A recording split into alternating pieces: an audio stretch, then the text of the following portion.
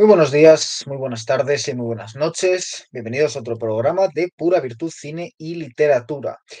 Bueno, quisiera comenzar dando las gracias a los seguidores del canal que en nuestro último vídeo publicado hasta la fecha, donde entrábamos a una polémica pública en torno a la cuestión de la traición, pues dejaron comentarios en el vídeo porque, bueno, enriquece, siempre lo hace, pero en este caso particular, enriquece y además ya no solo los que pusieron públicamente en el vídeo, sino también gente que me escribió por privado, por redes sociales, expresándome que sentía lo mismo, realmente ayuda, no porque uno necesite que los demás vengan a darle una palmadita en la espalda, pero sí porque, bueno, en este caso, al estar hablando de manera tan directa de alguien y de una circunstancia, pues digamos que se podía acertar y se podía fallar y yo creía, obviamente, que estaba haciendo lo acertado, pero me ha ayudado a ver que no era el único que pensaba, que lo pensaba así. Así que de verdad quiero dar las gracias y también pues por el seguimiento al canal, por los comentarios y por ver que una comunidad sí que estamos creando y que aunque esto tiene su cosa solipsista de hablar frente a una cámara, pues no es lo mismo hablar frente a una cámara sabiendo que a la gente le va a dar igual que sabiendo que hay personas al otro lado que te escuchan, que piensan, que leen, que etcétera, y que lo que hacen es enriquecer, ¿no? Este intercambio. Y que precisamente sea un intercambio. Eh, bueno, quisiera en este vídeo hablar de un libro que se llama Vindicación del arte en la era del artificio. Aquí lo tenemos de J.F. Martel, un cineasta canadiense, que me ha llegado y que lo he devorado prácticamente en cuestión de horas, mientras leía precisamente otro libro sobre arte, este libro de Servando Rocha, llamado La facción caníbal, historia del vandalismo ilustrado y publicado por la Felguera, la editorial La Felguera, en la colección Memorias del Subsuelo. Un excelente ensayo de Servando Rocha, que es el propio responsable de la editorial, que ha publicado autores como William Blake o Alan Moore, de los que habla en el libro. Y un libro muy recomendable que estaba disfrutando. Y bueno, en mitad de la lectura de ese libro de Servando Rocha, me llega una noticia de actualidad y es que Apple ha sacado unas gafas de realidad virtual, se llaman las Apple Pro y cuestan unos 4.000 euros. Y bueno, pues al parecer están muy desarrolladas, he podido ver un poco, algún amigo me ha mandado cómo funcionan y son verdaderamente buenas, realistas. Y, y bueno, al parecer Apple tiene pensado sacar pronto las Apple Air, así recordando un poco a Nike, a Michael Jordan, que es lo mismo, mismo producto, un poco peor de calidad, pero digamos para todos los públicos, ¿no? Entonces, de alguna forma, estamos viviendo un momento que nos hace pensar en cuando Apple empezó a sacar el Macintosh. Vimos el Mac y de alguna forma la computadora entró en nuestras vidas, ¿no? Yo obviamente no estaba vivo, pero he leído cómo fue, ¿no? Y debió de ser más o menos tan importante como lo que está ocurriendo ahora. Y básicamente digo esto porque eh, lo artificial es ya un hecho, ¿no? La sociedad del espectáculo no es igual cuando la cartografía Guy Debord que en nuestros días, ¿no? Y, y obviamente hay muchas respuestas políticas, filosóficas frente a esto, a esta aparición en nuestras vidas cotidianas de una realidad virtual, pero realmente es la literatura, es el cine, es la pintura, es la música, es el arte, en definitiva, quien mejor nos propone una alternativa para aquellos que miramos con cierto recelo esta realidad, ¿no? Es interesante porque hay muchos debates y uno que tiene una biblioteca, pues va a debatir, debate con sus amigos, pero debate también con los muertos, debate también con incluso aquellos que pueden estar vivos, pero que en realidad nunca vamos a conocer y que también es como si estuvieran muertos, ¿no? Entonces, yo ante esta noticia voy a hablar con los muertos, es decir, voy a mi biblioteca y veo La broma infinita de B. Foster Wallace, ese hombre, ese escritor genial, ¿no? Que se suicidó, tan preocupado por el amor, tan preocupado por la soledad, tan preocupado por cuestiones que toman otro cariz con este tipo de apariciones que en buena medida él anticipó y uno piensa en qué van a quedar las relaciones personales, ¿no? Y es paradójico que esté diciendo esto ante una cámara sin nadie más a mi alrededor, y es posible que ustedes también estén viendo este vídeo sin nadie más a su alrededor, ¿no? Es decir, todos en absoluta soledad, todos totalmente encapsulados, y y a David Foster Wallace le preocupaba mucho, ¿no? ¿Qué será del amor romántico cuando se desarrolle la realidad virtual? ¿Qué será de la sexualidad cuando se desarrolle la realidad virtual? ¿Qué será de los afectos? ¿Qué está siendo ya de los afectos, del amor y de la sexualidad, ¿no? Cuando todavía no ha sido implantada en nuestras vidas. Pues realmente una catástrofe, ¿no? La muerte del Eros es un hecho, no hace falta que venga Fu Manchu, más conocido como Byung Chul Han, a hablarnos de ello, ¿no? Otra gente antes lo ha dicho mejor. Y bueno, me gusta este libro y quiero hablar de él porque primero me ha llegado también revisando las pruebas de un libro sobre cine que voy a sacar pronto, que tiene mucho que ver. No me ha parecido casualidad recibir este libro donde se habla de las sincronicidades, mientras yo corregía las galeradas de este libro de cine del que hablo, porque hay más de una coincidencia y obviamente es mucho mejor el libro de Martel que el mío, pero mm, de alguna forma hay un pensamiento, un enjambre de pensamiento. Pienso también en Pacomti Element, el autor de 3 ensayos sobre David Lynch, que está reseñado en el canal, como, bueno, un pensamiento que se está creando alternativo a ese mundo de realidad virtual, que no discurre por una vía filosófica, que no discurre por una vía ideológica, sino que discurre hablando de arte, ¿no? Obviamente, Nick Land, por ir a otro autor, que en este caso está vivo, pero que también está en mi biblioteca, Nick Land estará encantado con la idea de las gafas de realidad virtual y su perspectiva es interesante, pero yo estoy más con los recelosos, con David Foster Wallace, ¿no? No sé, quizás soy más conservador, quizás son cuestiones personales, quizás es un pesimismo, yo lo veo terrible, ¿no? Y añoro esta cosa, ¿no? De la retromanía, añoro otros tiempos donde había espacios sociales donde la gente se podía relacionar, ¿no? Donde a lo mejor este tipo de charlas se podían dar sin necesidad de toda esta soledad, de toda esta tecnología, ¿no?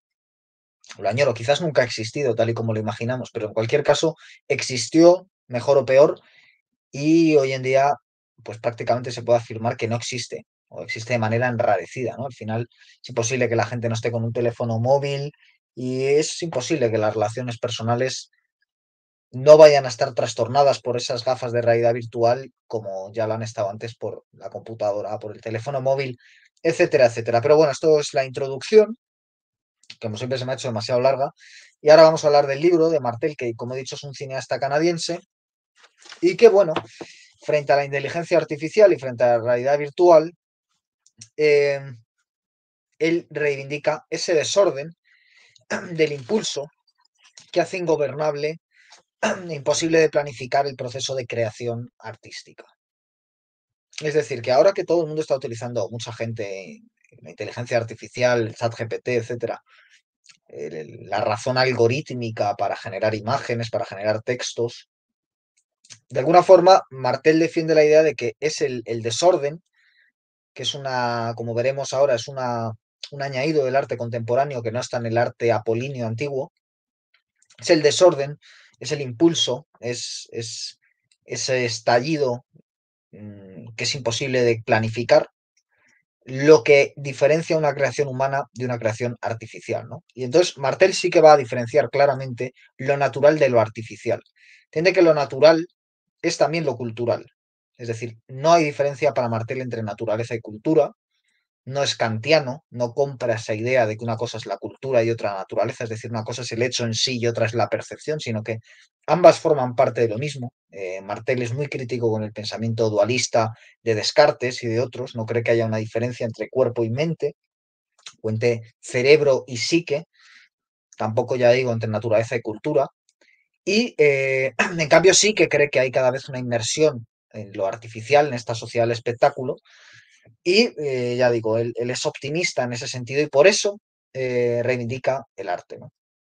Para Martel el hombre es un ser capacitado para albergar visiones, hecho para tener visiones, ¿no? Es decir, hecho para asombrarse. En esto va a la filosofía primera, la famosa cita de Aristóteles, etcétera. El hombre es un ser que se asombra, ¿no? Y dice que la manera de ver el mundo tras la desaparición del ego, el asombro no es compatible con el ego. El asombro se encuentra después de la desaparición del ego, ¿no? Cuando uno sale de sí mismo y se centra exclusivamente en lo que hay fuera. Es decir, de nuevo frente a Kant, no es yo y cómo me siento, sino es la maravilla de lo que estoy contemplando, ¿no? Y la validez de lo que estoy contemplando. Porque, digamos, el hecho ante el que se postra esa persona que está asombrada es lo luminoso. Lo luminoso por vía de la belleza. Uno ve que el mundo es bello y comprende que esa belleza, ese orden, esa armonía, que también puede ser caótica y que, digamos, se imbrica a partir de las partes, está formada por muchas partes, por una variedad enorme de partes, y cada parte es un todo, ¿no? Y a la vez cada parte remite al todo y se debe entender como parte de un todo, pues es un aspecto de lo luminoso. La belleza es lo que conduce a lo luminoso. Entonces, el asombro es una visión de la belleza que conduce a lo luminoso, ¿no? Eso es lo que nos viene a decir Martel. Y obviamente eso está en la naturaleza, en un paisaje, en una puesta de sol, en un lago, en un árbol. Yo siempre digo que para mí un árbol es la imagen perfecta de lo bello. Yo me he quedado muchas veces, muchas veces, mirando un árbol, que supongo que será la cosa más inútil, y diciendo, qué perfección, qué belleza, ¿no? Y eso que cada árbol tiene una forma, los hay que parecen aparentemente feos y ahí estaría esa caosmosis de la que habla Martel retomando a James Joyce. Eh, un árbol, ¿no? Puede ser la imagen perfecta de lo bello. Y está en la naturaleza y está en la cultura, precisamente porque no hay esa diferencia entre naturaleza y cultura. Entonces, una obra de arte, que obviamente se hace a imitación de la naturaleza, no hay creación ex nihilo, eh, forma parte también de la naturaleza, no se distingue de la naturaleza y por lo tanto puede contener esa, esa belleza luminosa que conduce a lo luminoso que está en la naturaleza, ¿no? Obviamente sí que hay una diferencia y es que la obra de arte es una representación. Es decir, el artista está seleccionando qué elementos de la naturaleza quiere representar, pero también como veremos, Martel defiende la idea de que el artista al final puede decidir hasta cierto punto. En realidad la obra de arte tiene una conciencia autónoma que hace que muchos detalles o bien cobren otro significado o bien aparezcan casi que de manera inconsciente o no voluntaria por parte del artista o bien puedan resignificarse en el futuro, ¿no? Cuando la obra de arte es verdaderamente una obra de arte que tiene un significado eternamente abierto para la posteridad.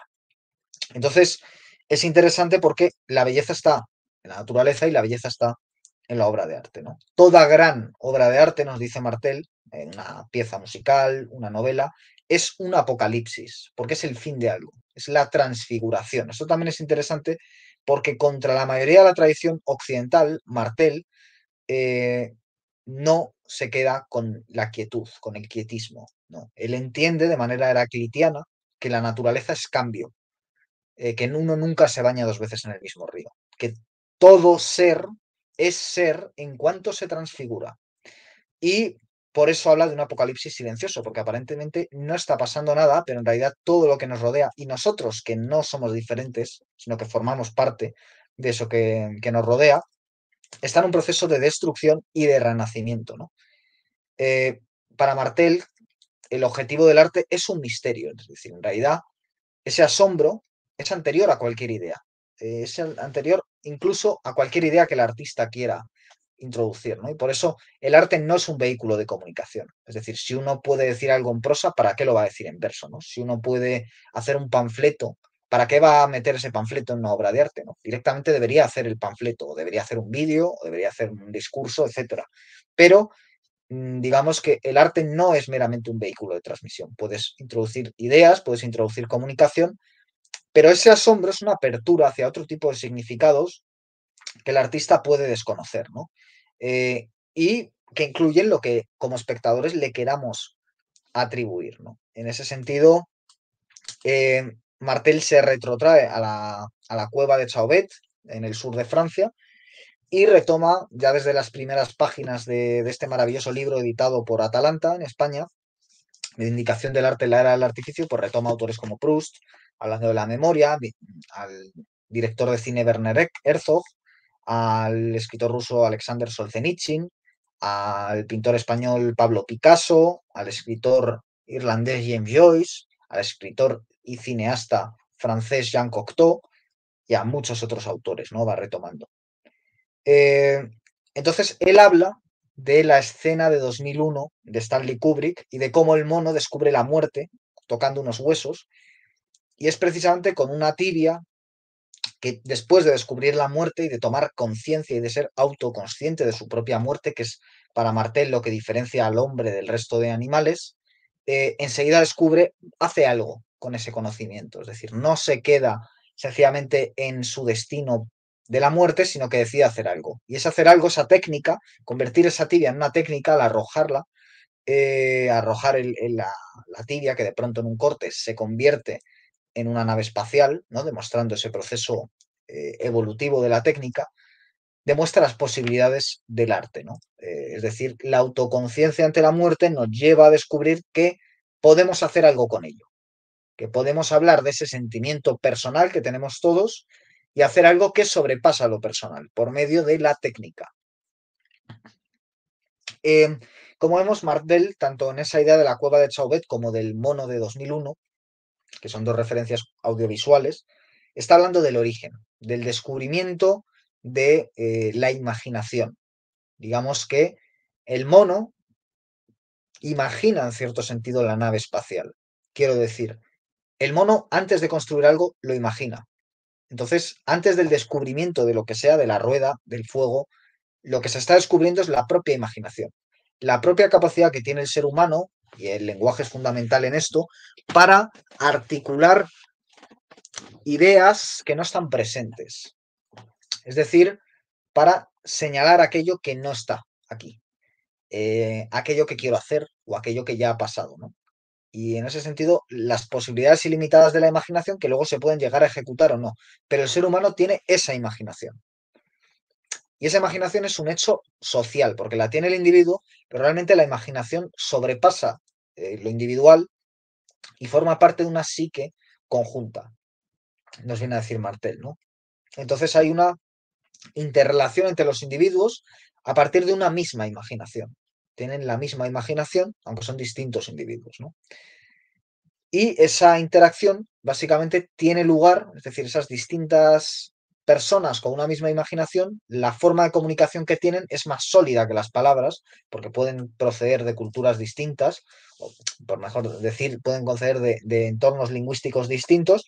Entonces, realmente la forma de ponerlo en común, y sobre todo ya no solo si coinciden sincrónicamente, sino si es diacrónico, es decir, si son de distintas etapas históricas, si yo estoy pensando en la imaginación de alguien de hace siglos por medio del símbolo, ¿no? Es la capacidad simbólica la que hace que ese descubrimiento de la imaginación pueda articularse y pueda sobrepasar el tiempo, ¿no?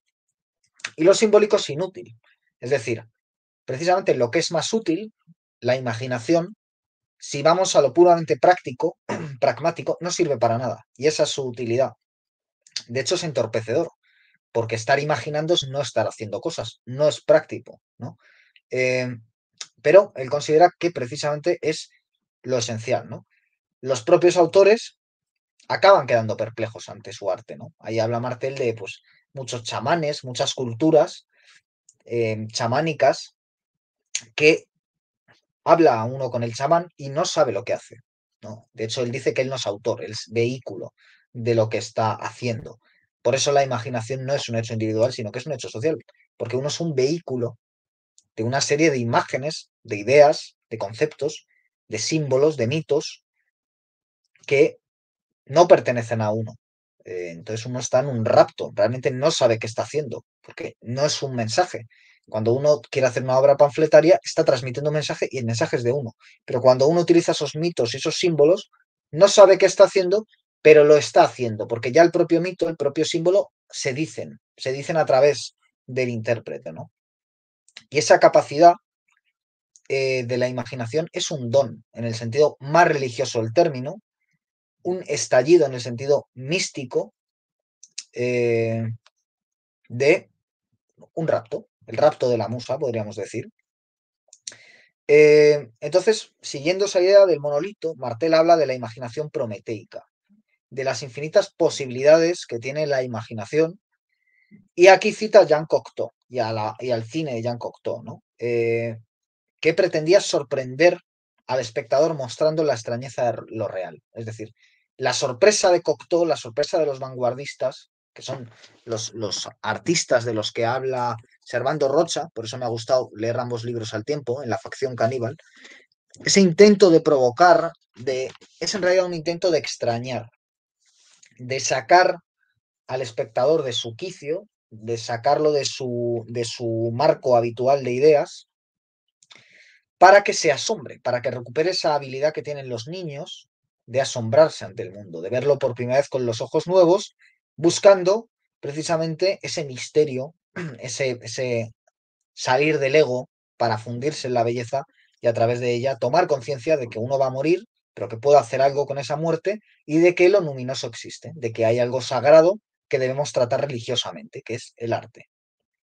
Entonces, el artista, según Martel, debe tener una sensibilidad ante el misterio de la existencia, por un lado, y por otro lado, una capacidad de representar un fragmento de ese misterio. Es decir, uno se abisma ante la totalidad y uno decide qué parte de esa totalidad va a representar. Aunque, como ya hemos dicho, hay una apertura que es mayor al artista, que es la propia conciencia de la obra. Porque si la imaginación es un hecho social que va más allá de la persona que imagina, también la obra es un hecho que va más allá de la persona que la crea.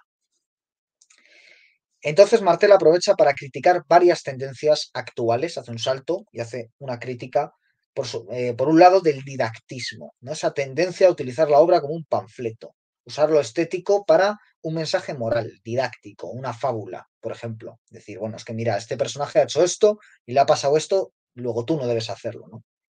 Ese es el didactismo, que es una tendencia bastante actual. Otra es el consumismo cultural, ¿no? Que reduce lo que entendemos como cultura a el entretenimiento, a la moda, etcétera.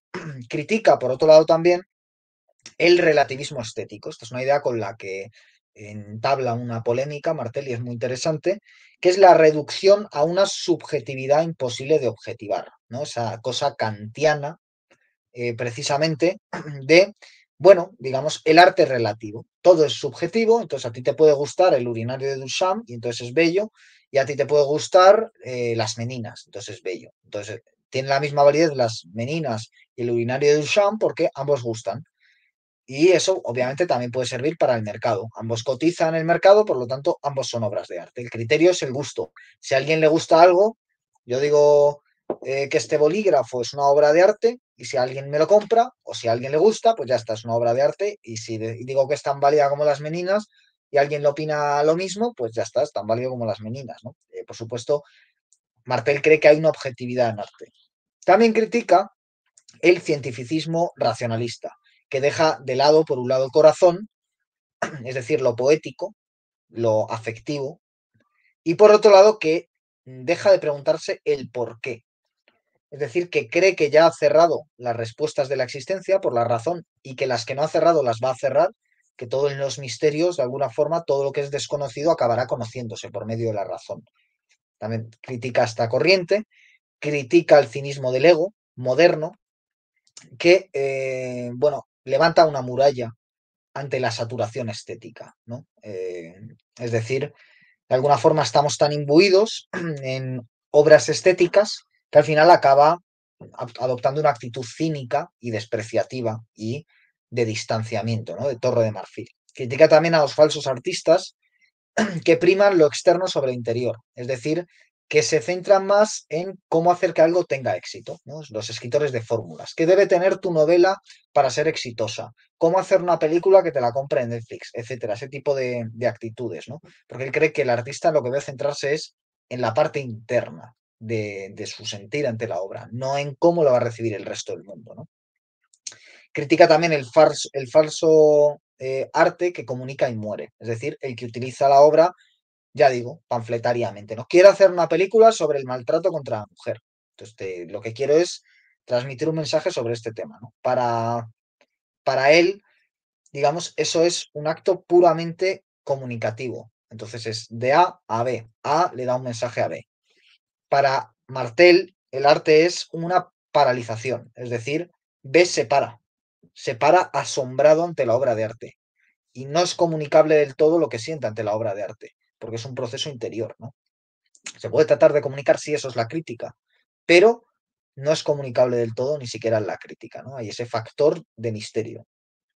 Y también critica, para terminar, la concepción cinética, es decir, que está ceñida al uso, a los impulsos estéticos, que quiere, ya digo, reducirlo todo a usar y tirar. Venga, ahora vamos a hacer esto en tal escena para provocar esto en el espectador, para provocar esta reacción. Queremos que se ría. Entonces, estas cosas que hacen en Hollywood de poner películas que ya están terminadas pero que todavía no son públicas, lo hacen las productoras, a gente anónima para que le diga cómo se ha sentido, qué escenas quitaría, cómo ha reaccionado en ciertas escenas, ¿no? Reducirlo todo al uso. Entonces, Martel nos dice que el artificio reduce la obra a su valor, apelando a la razón instrumental, ¿no? La obra vale tanto. Es el dominio de la razón instrumental en el campo de la estética, en el campo del arte, podríamos decir, ¿no?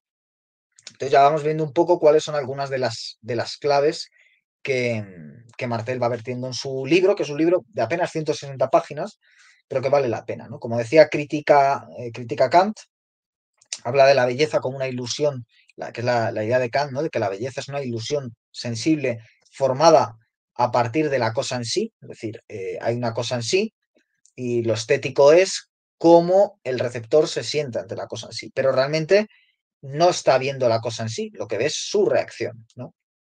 Entonces reivindica Martel a la teología, a los teólogos, en sus ideas sobre estética, no directamente, no apelando a los teólogos, sino apelando a dos autores que tienen una relación medianamente conflictiva con el catolicismo, pero que saben mucho de teología, que es Oscar Wilde, que era católico, y es James Joyce, que no parece que no era católico, pero que desde luego tuvo una gran influencia de Tomás de Aquino y de otros, como se puede rastrear en el retrato del artista adolescente, ¿no?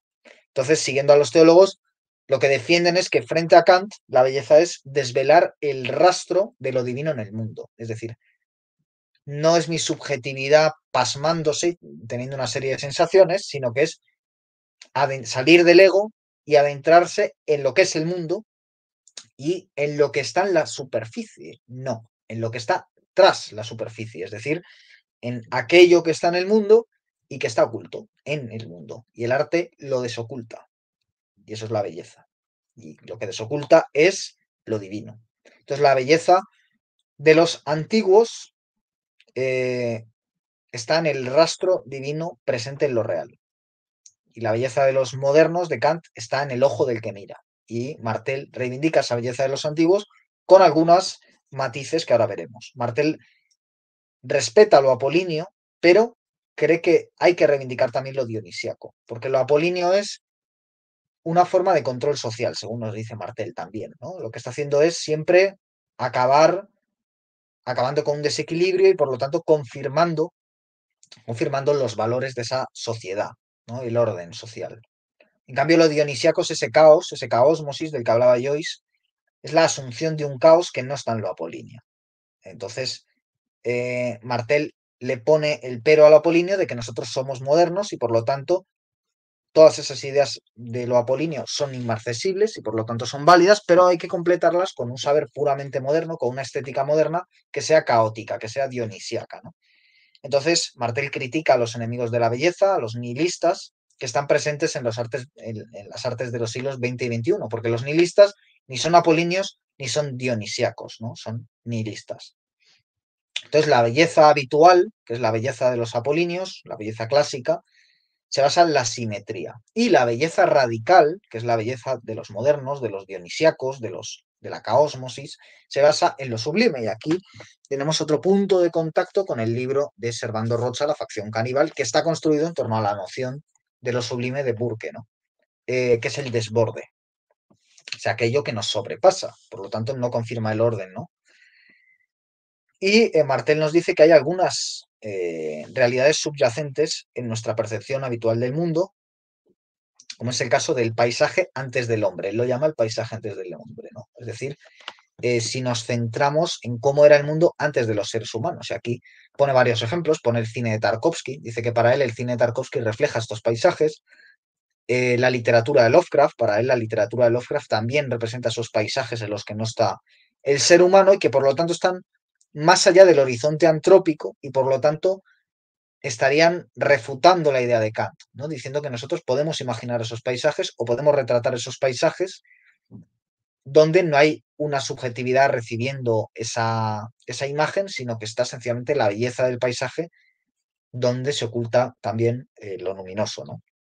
Martel critica a los idólatras de un mundo anterior, es decir, esos que quieren que vuelva el mundo estético apolíneo, porque retoma la famosa frase de Adorno, según la cual después de Auschwitz hacer poesía es una obscenidad. Martel está de acuerdo. Dice que ya no, lo que no significa esta frase para él no es que ya no se pueda hacer poesía, es que ya no se puede hacer poesía como antes que Auschwitz. Hay que hacer poesía como después de Auschwitz, ¿no?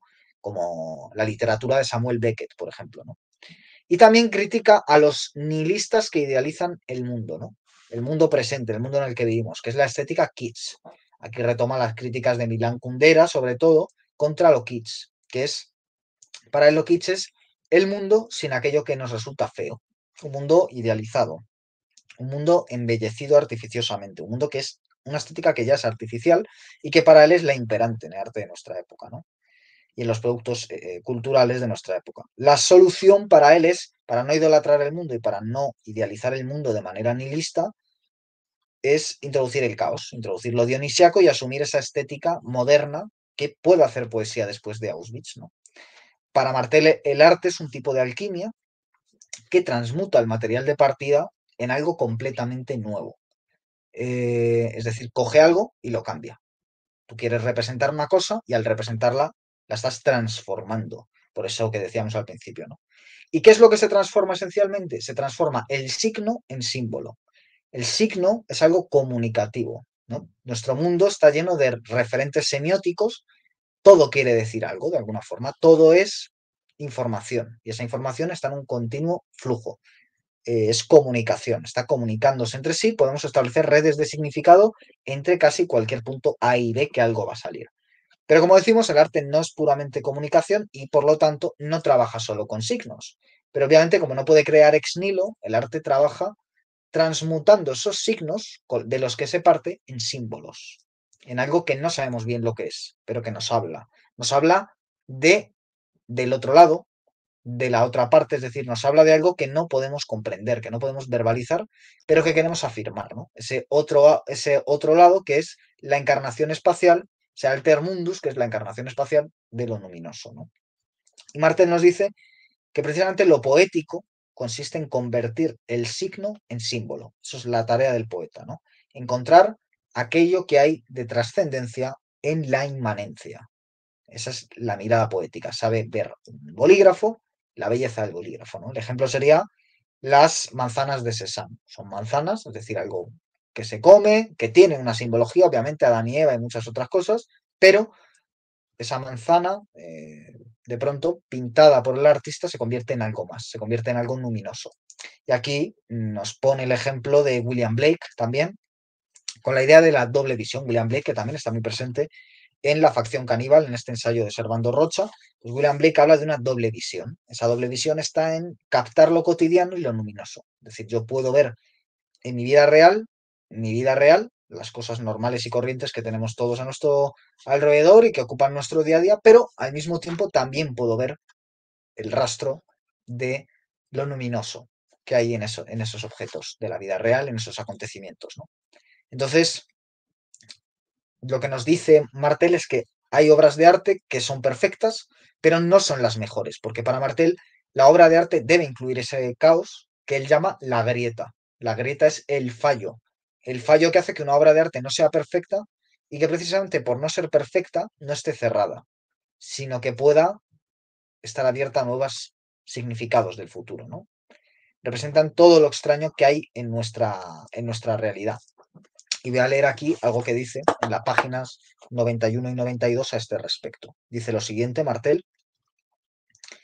Dice, las obras clásicas acostumbran a tejer mundos donde los sueños y la vigilia son parte de una misma cosa. Mundos de sincronicidad donde no existen el azar o la ocurrencia casual. La idea de sincronicidad como principio de conexión a causal según la formulación originaria de Jung, evoca un universo opuesto al materialismo convencional, un lugar donde reina el significado, no la causalidad mecanicista. La sincronicidad implica una suerte de panpsiquismo que contempla la conciencia no como una función individualizada del cerebro humano, sino como una dimensión del universo. La psique es el campo dinámico en el que el universo material adquiere su forma y su sustancia. En su aceptación de la sincronicidad, la obra de arte clásica nos lleva al animismo que caracterizó a las sociedades arcaicas y que sobrevive en las culturas indígenas. Todos los artistas son animistas, chamanes, cuando trabajan, incluso aquellos que se declaran laicos o ateos. Durante el acto de creación abrazan esa creencia innata, primitiva, que tanto William James como Sigmund Freud descubrieron que subsiste bajo el barniz racionalista de la mentalidad moderna. En el arte, el significado es tan ubicuo y tan independiente de los seres humanos como el tiempo meteorológico. La sola existencia de la trama en la película, de la armonía en la pieza musical o de la composición en la imagen pictórica sugiere un universo donde los acontecimientos se ajustan a patrones de sentido. Poco importa la visión del mundo que tenga el artista o lo que pretenda infundir a su obra. Esta revela en sí misma la armación animista que sustenta. El creador que, con la intención de obtener un realismo extremo, se opone de manera consciente a ese animismo latente que lo impregna todo, compromete su proceso creativo en la medida en que su negativa impide que el significado de la obra trascienda su capacidad intelectual. La grandeza del auténtico arte reside en la capacidad de representar lo real en toda su ignota riqueza, no en comunicar una determinada opinión acerca de lo verdadero o lo falso, lo acertado o lo equivocado, lo posible o lo imposible. Para el cineasta, representar lo real puede implicar el uso de la mejor toma, aunque contenga un salto de cámara o algún misterioso detalle que no encaje a la perfección en el esquema general, simplemente porque es la que mejor transmite la sensación buscada. En definitiva, significa dejar que el azar o el caos participen en el proceso, con el fin de que las conexiones no previstas entren en la obra y aumenten así su fuerza y alcance. Significa, asimismo, mantener en la obra terminada los saltos, rupturas y discontinuidades presentes en su versión original. Eso nos dice Martel en su libro. Y dice también que la obra de arte tiene una conciencia propia, esto es muy interesante, ¿no? Que es independiente del autor y que la creatividad opera precisamente a partir de nosotros, siguiendo sus propias razones, a veces incomprensibles a ojos del propio vehículo de expresión, que sería el artista, ¿no? De forma que la obra de arte emana de la colaboración estrecha entre el artista y un conjunto de fuerzas invisibles que bien podemos definir como la musa, aludiendo a un criterio clásico primordial, ¿no? En este sentido, Martel cree que precisamente por eso el arte puede tener una dimensión profética. Obviamente no porque el artista tenga acceso a ver qué ocurre en el futuro, ¿no? Porque eso sería lo más útil del mundo y el arte es inútil, sino porque al salir de la conciencia del artista, al sobrepasar esa conciencia del artista, hace que la conciencia del futuro pueda verse reflejada, los acontecimientos que están ocurriendo en una obra del pasado, ¿no? Entonces, lo profético para Martel es aquello presente en la obra de arte que se escapa al propio autor y que cobra sentido tiempo después de su aparición original. No es, por lo tanto, una anticipación del autor, sino una revelación hecha por las fuerzas arquetípicas. Es decir, esa imaginación primordial, ese acto social comunicativo hecho a través de símbolos, se está expresando más allá del tiempo en el que ha sido concebida y de las circunstancias a las que en principio responde o en las que se circunscribe, ¿no? Esa distancia entre el presente de la creación y el futuro de una hipotética recepción ilimitada es posible gracias a lo que Martel llama la grieta, ¿no? La grieta son esos fallos, esos saltos de raccord, por ejemplo, es decir, si yo tengo aquí el libro mientras se me están grabando por aquí y de pronto pues me ponen en un corte en el que me están grabando desde aquí y yo sigo hablando y tengo el libro aquí, ¿no? Entonces quedaría raro que de pronto en la película la cámara me esté enfocando en primer plano y yo esté con el libro en esta mano y que de pronto la cámara me esté enfocando en un picado y yo de pronto tenga el libro en la otra mano mientras estoy diciendo la misma frase, ¿no? Sería un fallo de raccord, pero eso que es aparentemente fallido le da un aspecto onírico a la obra, como en los sueños, ¿no? De hecho, Martel habla mucho de los sueños, ya hemos visto que es junguiano, y dice que los sueños funcionan así, ¿no? Que los sueños tienen esa riqueza y que de alguna forma, eh, pues el arte tiene que imitar a los sueños, ¿no? En ese sentido. No hay diferencia, hemos dicho, entre naturaleza y cultura, ni entre mente y cerebro, ¿no? El arte se basa en el símbolo y el símbolo se basa en la mitología. Y esto es interesante porque retomando a otro canadiense, a Northrop Frye, que es uno de los grandes teóricos de la literatura del siglo XX, muy recomendado, yo lo he estudiado y vale la pena, Northrop Frye. Northrop Frye es el que establece que la ideología es un mito aplicado y que el mito es el origen excluido de la ideología. Entonces, el arte se basa en el símbolo, en el uso de símbolos, los símbolos al final encarnan en los mitos y en la secularización del mito aparece la ideología. Pero la ideología, que es, ya digo, la secularización del mito, el mito aplicado, el mito, por decirlo de la forma, excluida la historia, solamente tomado la que es la parte dialéctica del mito, acaba acaba excluyendo al mito, lo acaba despreciando por diversas razones, ¿no? Es decir, el arte es apolítico porque el arte contiene precisamente numerosas implicaciones políticas. Es decir, el arte no tiene un fin político, pero obviamente al incluir la ideología tiene numerosas implicaciones políticas, pero no debe ser reducido a la ideología, que es precisamente lo que hace la ideología moderna, reducir el arte a la ideología, vaciarlo y excluir la parte artística, ¿no? Reducirlo todo a ideología. A mí me parece más que interesante esta idea de Martel, ¿no?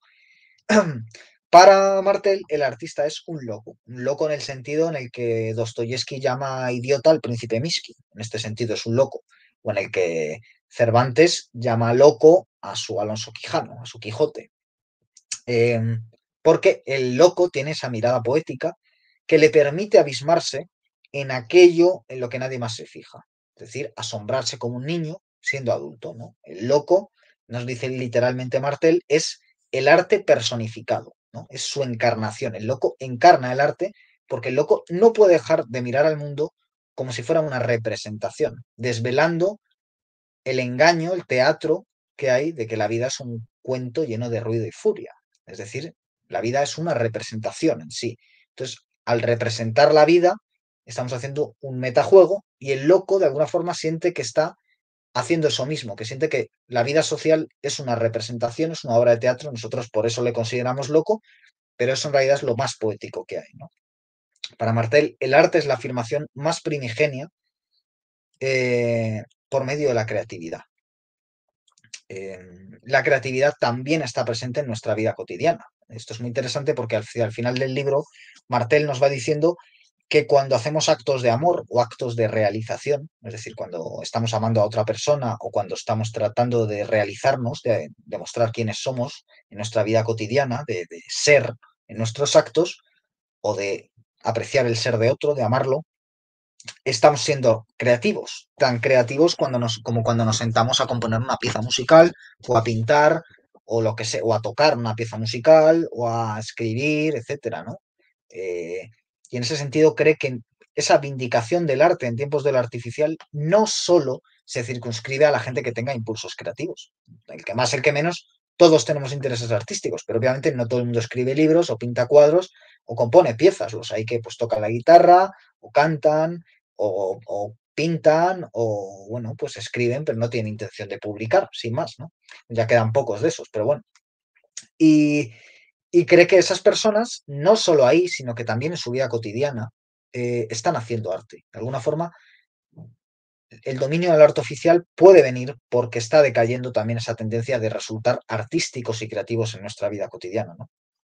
Entonces, la creatividad como el propio arte es inútil salvo, como haría el loco, para revelar la inutilidad de todo lo demás, ¿no? El loco al final le consideramos un loco porque está poniendo en cuestión que todo lo que nosotros consideramos útil, razonable, etcétera, etcétera, realmente sea así, ¿no? El loco tiene esa mirada del niño que se ríe de las cosas, ¿no? Y en ese sentido está demostrando que todo lo demás es inútil. Y esa es la verdadera función del arte, demostrar que todo es inútil, que todo es para nada, que todo es para la muerte, y precisamente al revelarnos eso, nos está revelando que podemos hacer algo con esa autoconciencia, con esa información, ¿no? En la parte final del libro, Martel critica ese tecnoesteticismo que ha surgido a partir de la invención de la luz eléctrica y que ha acabado degenerando en una social espectáculo donde el mundo digital tiene una gran presencia, ¿no? Y dice que ha habido tres momentos clave en la parte más reciente de este tecnoesteticismo, que son Hollywood, la industria de Hollywood, como un diseño de los sueños, el totalitarismo, como un intento de control mental, y la bomba atómica, como la imagen absoluta del horror, ¿no? Entonces, la ilustración, el gran sueño de la ilustración, aquí de nuevo volvemos a Adorno, supuestamente iba a acabar con la superstición y Martel le hace una crítica que es que al final lo único que ha hecho es darle una nueva forma a la superstición, que es la superstición tecnológica, que no es menos superstición que la del pensamiento mágico, solo porque sea racionalista, ¿no? De nuevo vuelve a Lovecraft para hablarnos a partir de un relato de Lovecraft que se llama Color Out of Space, es de un color, el monstruo es un color, nos habla de lo espectral, ¿no? Como una fuerza inhumana, esa idea de los paisajes que no son humanos, ¿no? Y también nos habla de Heidegger como un crítico de la razón instrumental, del mundo técnico, donde el ser humano, en su trato con objetos, ha acabado reducido el mismo objeto, ¿no? Como Pacomti Element, del que hablé, ya digo, su libro Tres ensayos sobre David Lynch, que está reseña en el canal, Martel hace muchas referencias pop, a Tom Waits, a Bob Dylan, a John Lennon, a Leonard Cohen, a Radiohead, numerosos grupos, cantantes, y dice que el espectáculo es parte de su estilo, por decirlo de alguna forma, ¿no?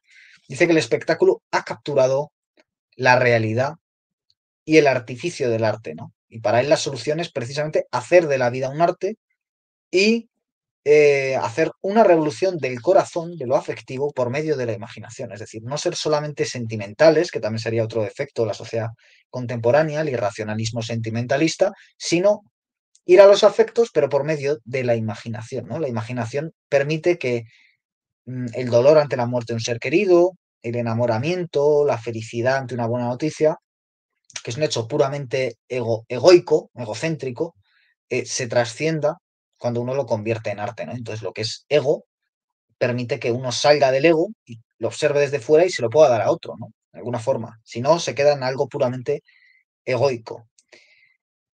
Y entonces está reivindicando Martel un yo que no es ni individualista, es decir, que cree que pueda vivir al margen de la sociedad, ni ególatra, es decir, centrado solamente en la autocontemplación narcisista. Y dice literalmente, lo que hoy denominamos individuo es un abstracto ensamblaje fragmentario. Eso nos dice Martel, proponiéndonos que el cambio comience en cada yo, en cada vida transformada en arte y en lo que de mente colectiva hay en cada yo. Es decir, como hemos dicho antes, cuando uno trabaja con la imaginación, no es la imaginación de uno, es una imaginación común. Entonces, trabajando en el yo, siendo aparentemente individualista, en realidad lo que se está haciendo con esos cambios en la vida cotidiana, haciendo arte, lo que se está haciendo es participar en ese inconsciente colectivo, en ese imaginario común en el que todos nadamos desde hace siglos, nuestros antepasados, aquellos que vendrán y por supuesto nuestros contemporáneos, ¿no? Y como ya casi rastro cotidiano, nos dice Martel que hay que atender al poder de la sincronicidad, que es la encarnación, ¿no? De la grieta, esa grieta que está en el arte, en nuestra realidad. Esa grieta es la sincronicidad, donde la realidad se abre a su sentido oculto, ¿no?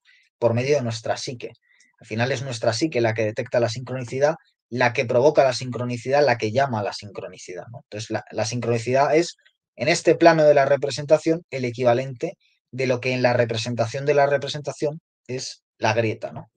Porque en realidad ambos fenómenos, grieta y sincronicidad, son la misma cosa, ¿no? Ante los ojos del loco son la misma cosa. El loco es el poeta y nosotros debemos aspirar a tener esa mirada poética que es la que está hoy amenazada, ¿no? Entonces, bueno, se podrían decir muchas más cosas de este libro excepcional, 160 páginas, porque lo demás es notas y bibliografía, donde aparecen William Gibson, J.G. Ballard, una cantidad enorme de autores, más los que ya hemos citado, y un texto programático.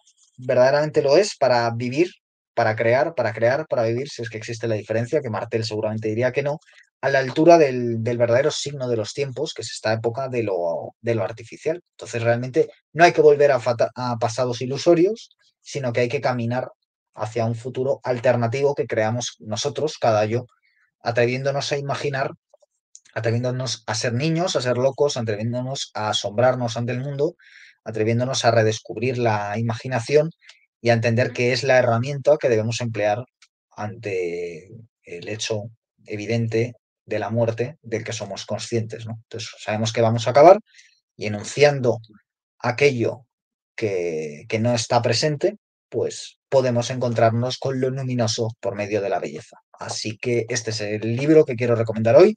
Vindicación del arte en la era del artificio. Vamos a necesitar más libros como este.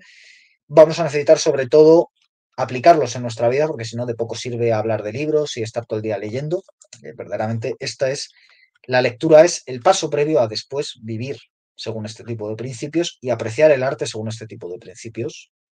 Y lo vamos a necesitar si todo va según lo previsto y dentro de unos años las gafas de realidad virtual están tan presentes como lo están ahora los ordenadores y los teléfonos móviles en los que ustedes están viendo este programa. Así que gracias por estar ahí.